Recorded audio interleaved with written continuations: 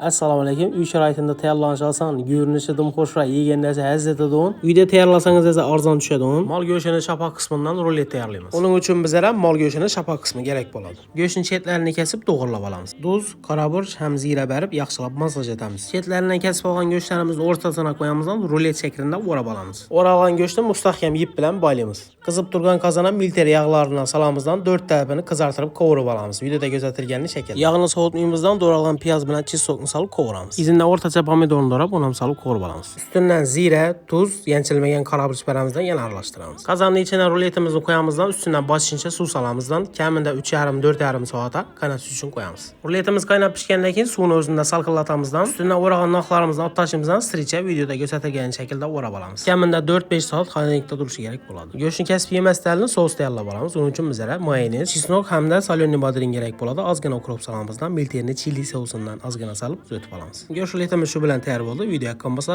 do'stlarga berib, kommentariyada fikrlaringizni qoldirsangiz xursand bo'laman. Yo'qotgan vaqtlaringizga rozi bo'linglar.